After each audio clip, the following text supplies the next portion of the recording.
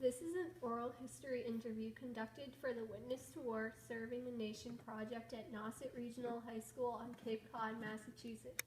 For the sake of this interview, please state your full name and community in which you reside now. Kevin Van Haren, Dennis, Massachusetts. Thank you. Where did you grow up? I grew up in Topeka, Kansas. What was your lifestyle while living in that place? Well, I'm actually what they call a military brat. So my father was 30 years in the military. He was in the Army Air Corps during World War II. And then in 1947, after World War II, they created the Air Force. And because he was on the aviation side of the Army, he went into the Air Force. And so he served in Korea, and then my mother was from Topeka, Kansas, and there was a very large Air Force base there called Forbes Air Force Base. And at the time, in the late 60s, it was one of the largest Air Force bases in the world. And so what the military will allow you to do is on your last tour of duty, you can basically pick where you're going to retire. And so that's what they did. And they picked my mom's hometown to retire in. So I was actually born at Forbes Air Force Base Hospital. And that's in Topeka, Kansas. And grew up there. My father retired. But we always went back to the base, like probably every Saturday, every other Saturday, because they had a lot of friends there, and we would go to the commissary, which is where you buy food on a military base. And so we were very much involved in the military fabric of life, if you will. And so then my father passed away when I was in high school, and it was great growing up there. It was a lot of fun.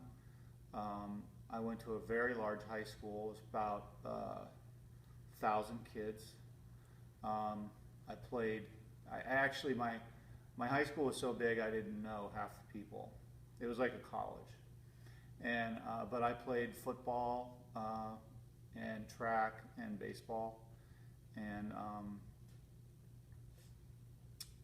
that's really what I focused on mostly. I didn't focus on my grades very much.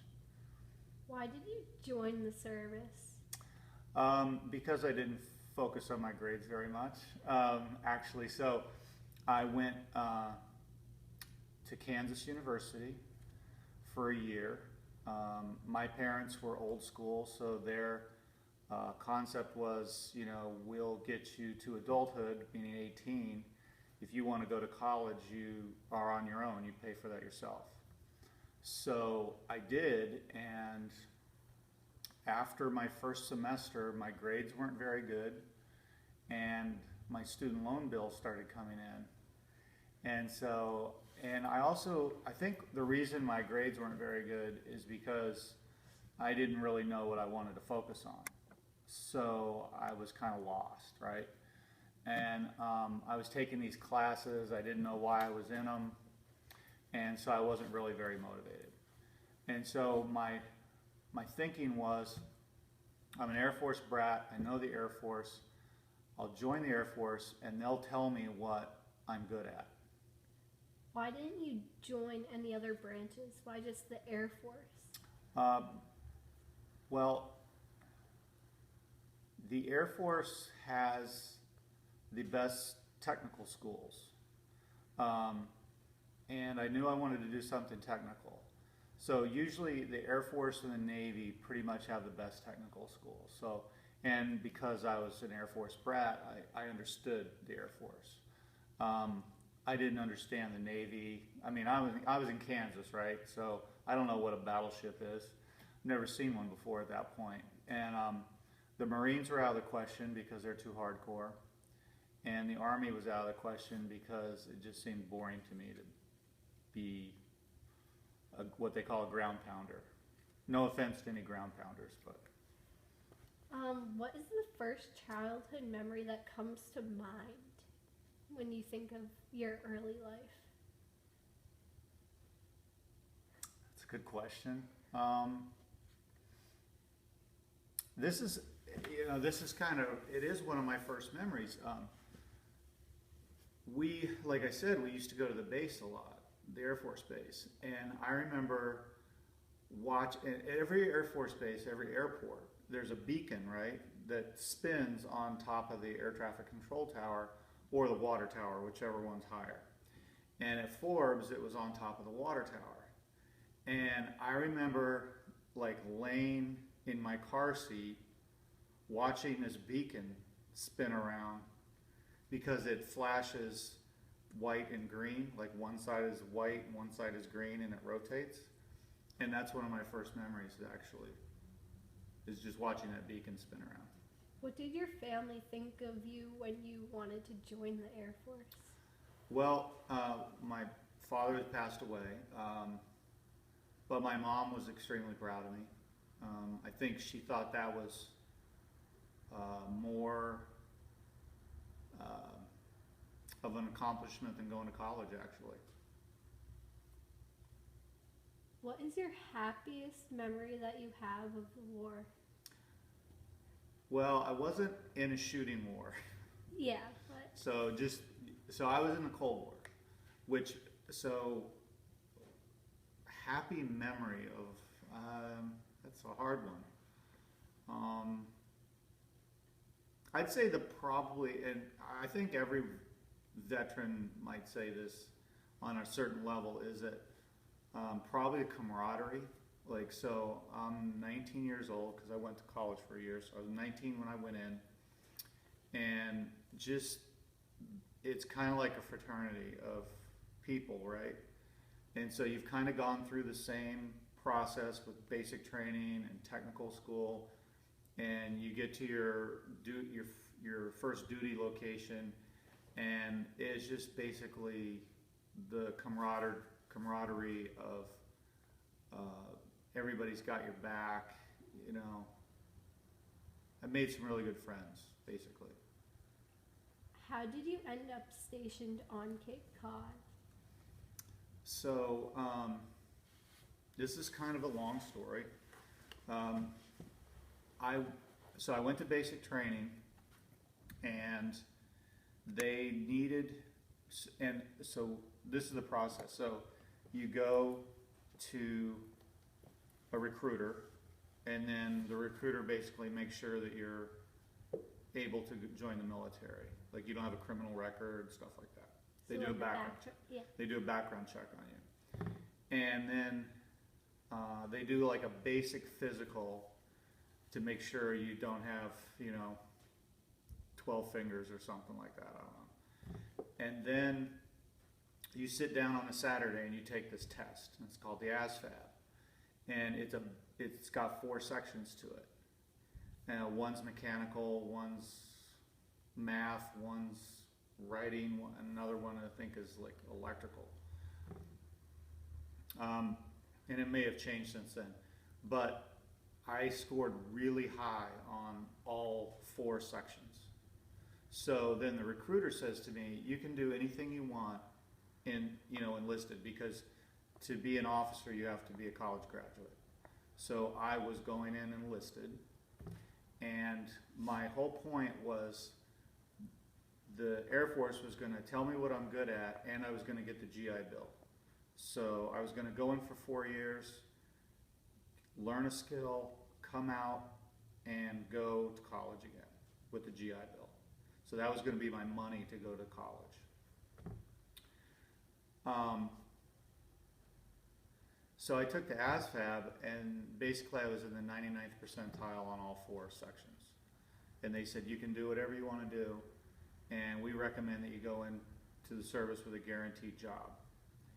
So I went in I was interested in computers, so I went in for computer maintenance. But then what happened to me is I got to basic training, and they were in need of this specialty called pararescue. And I didn't even know what it was. I had no idea. And what it is it's the Air Force's version of Special Forces.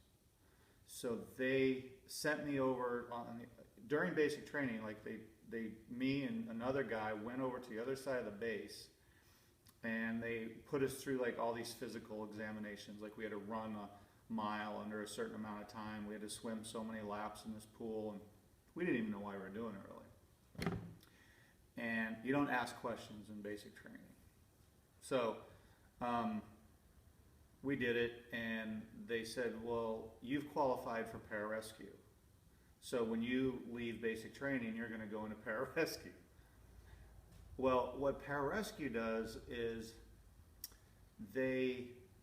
when a pilot gets shot down behind enemy lines, they send in pararescuemen in a helicopter, and they rappel out of the helicopter and rescue the pilot. So it's a very physically demanding job, and it's a very dangerous job. I really wasn't into this. So, but I thought I'd see where it went, right?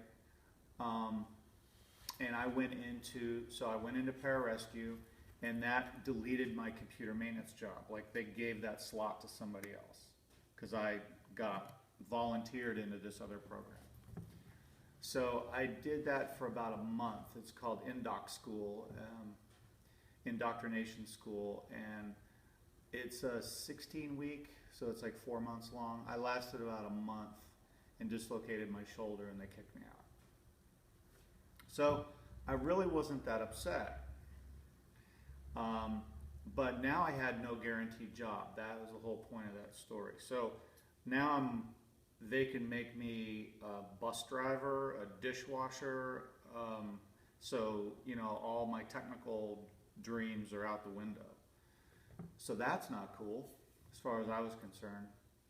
So I went down to this office a job counseling office at the base, and sat down with this counselor, and he said, well, there's this slot for this classified unknown career field, and the school's in Colorado for a year, and it's working on classified radars. So right now it's technical. So my ears perk up, and I said, I'll take it. I had no idea what it was. So I went to Denver, Colorado, and I went to electronics school, which is really intense, actually. It was harder than any college class I've ever taken. I mean, it was 8 hours a day, 5 days a week of classroom, plus we had mandatory study hall for 2 hours a day, plus we still had to do physical training, PT, which means running and jumping and stuff in the morning, and dorm inspections. I mean, it was intense, and it was a year. So then I graduated with this certificate for this career field. And the duty locations for this career field, because it was working on the spy satellite program. So they have the satellites orbiting the Earth, but they have these downlinks all over the Earth where when the satellite's coming over, right, it communicates with it and downloads its data as it's flying over. So we had like these exotic locations, like these deserted islands in the middle of nowhere, because we're not supposed to have these things. So, like the middle of Australia, this island called Diego Garcia in the Indian Ocean, and the Azores, so they weren't fun places to go. But then as an offshoot of this career field, there was this brand new radar that was invented and built by Raytheon, and they didn't really know kind of like who was going to work on this thing. So they stuck it onto these defense satellite people, this career field, and it's called PAVPAWS. And they built the very first PAVPAWS on Cape Cod, and it's up by the Sagamore Bridge. And that's how I got stationed here. So it was a brand new radar, and they said, hey, we want you to go to Cape Cod and work on this radar. Have you ever heard of Cape Cod before then? I'd never heard of Cape Cod before. So when you're in tech school and you get your orders for where you're going, it's this big deal, right? It's very exciting because that's where you're going to spend the next at least 3 years of my life, because I signed up for 4 years. And so what happens is they kind of like build it up, and then they post it on a bulletin board, right? And so everybody like huddles around the bulletin board. And I remember I looked at my name and it said Cape Cod Air Force Station, and I said to this girl standing next to me, "Where is Cape Cod?" I literally had no idea where it was, because I grew up in Kansas, and we never heard of Cape Cod.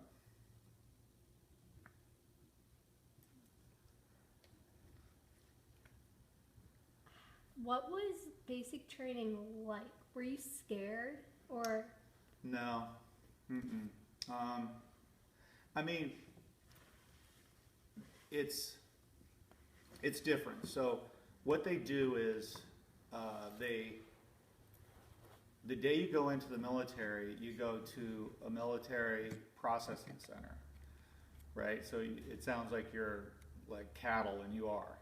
And so you go in your civilian clothes, and they do more physicals on you, more intense physicals, and mental tests to see if you're mentally stable. And if you pass, and that's like, your parents kind of drop you off, right?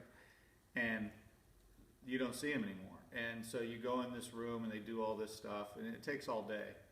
And if you pass, they basically fly you out. So for me, it was Kansas City. I flew out of Kansas City and flew to basic training, which is in San Antonio, Texas, in the middle of the night.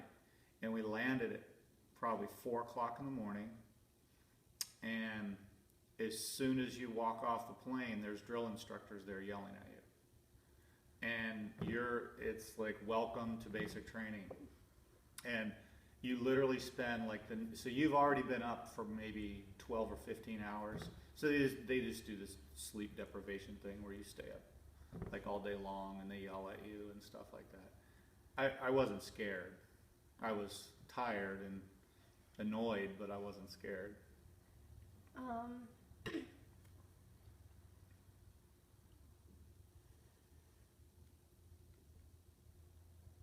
What was the base like when you were living on it? Which base? The Cape Cod base. Otis? Yes, Otis. It wasn't good. So Otis you should look into this. Otis has a really interesting history. And so when World War II ramped up, which happened really quick, right? Because historically we were isolationists. We did World War I, and then we said we're never getting involved in a world war again.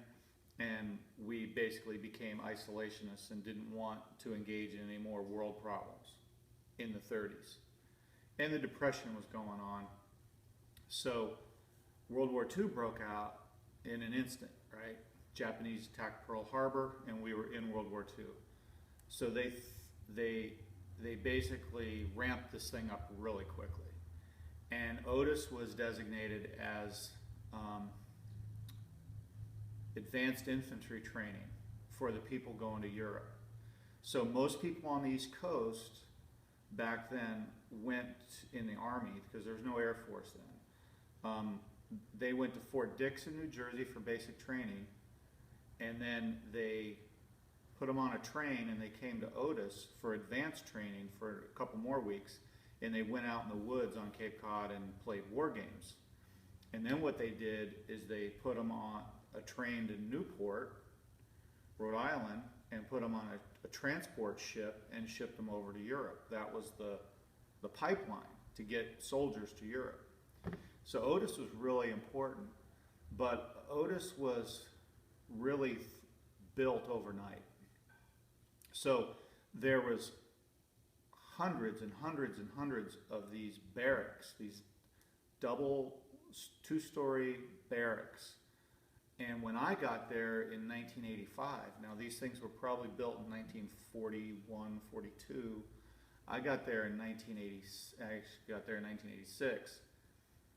They were still standing and falling down. So they're 45 years old, not used, and there were literally hundreds and hundreds of them. And so the base was closed effectively. The only thing really there was a fighter interceptor wing. They had F-15s that were flying, and they were a small unit. There was this radar station, and there was some Coast Guard activities. So, relatively speaking, the base was a ghost town. Did you ever become close with anyone when you were on the base? Oh yeah, yeah. You mean like friends? Yeah. And like, did you talk to them often, or like, what were they like to you? Well, again, I mean, I was 20 years old when I got there. I'm still friends with people I was stationed with at Otis. So, 30 years later, I'm still friends with them. I don't know, we worked hard. It was really interesting because we worked at this, so the whole point of PAVPAWS is missile defense, nuclear missile defense. So that's pretty intensive stuff, right? And we were a bunch of 19 and 20-year-old kids maintaining this radar. And like when you think about how important the job, and it's the only one on the East Coast. Like if it goes down, the East Coast is susceptible to a missile attack and we wouldn't even know it. This is the only system that tells us missiles are coming towards this country. There's one in California that guards the West Coast, and this guards the East Coast. Is there one that guards the middle of the states? No, because the missiles are coming from external, they're not coming from internal. So just to finish your point is, we were all, like, we worked shifts, right? So we worked round the clock, 24/7, and the technology was new, so it was really cool to work on. It was like really cool technology, and everybody was really bright, and we were slammed together in this radar station, and we all became really good friends, and had a lot of good times, we'll put it that way. How did you stay in touch with your family when you were stationed on Cape Cod? You're probably not going to believe this, being your generation, but it was actually difficult because I have two sisters, and my mom was alive, and they were in Kansas. And back then, there was no internet, and there was no email, there was no texting, and you actually had to pay for your long-distance phone calls. There was no unlimited phones like there are now. So when you picked up the phone and when I picked up the phone and called my mom, it was big bucks. So I literally talked to her probably once a month. That's sad. That's the way it was. What was an everyday meal while you were on the base? Yeah, so it's pretty much cafeteria food, What were your feelings when you were stationed on the base and working every day, or at least the days that you did work? What do you mean, what were my feelings? Like, were you scared you would mess up? Yeah, yes, all the time. And I actually so I was on duty on a mid shift, right? So midnight to 8 is a mid shift. And I'd been there a couple of years, and I was the highest ranking person on shift in the radar shop. And the radar went down. And we had this red foam on the wall. So our radar fed information to NORAD, which is where the generals sit in the Cheyenne Mountain Complex in Colorado. And there's always like a 3 or 4 star general in NORAD looking at the situational awareness of the defense condition in the United States. So our radar was feeding to NORAD, and these generals were looking at literally big screens on the wall of a map of the world, looking at the situation. And so when our radar went down, they got very concerned because they couldn't see the East Coast. They couldn't see the Atlantic Ocean. They couldn't see anything that was going on over the Atlantic Ocean. So this red phone never rang. Like, I was there for probably 3 years, 2.5 years, something like that. And this phone never rang. It just hung on the wall. So the radar goes down. I don't know, it was down maybe 10 minutes, which is a lot. And we were frantically trying. I remember it was a signal processor problem. We were trying to fix it.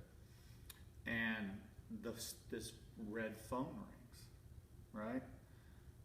So everybody looks at me like, okay, dude, you're the highest ranking guy. You got to answer this phone. So I go over there, I walk over this phone, I'm like, hello? And it was the general at NORAD screaming at me, telling me I better get this radar on the air immediately or he's going to fly out there tomorrow and court-martial me himself. And I was freaking out. If there's something that you would change while you were stationed on Cape Cod, what would that be?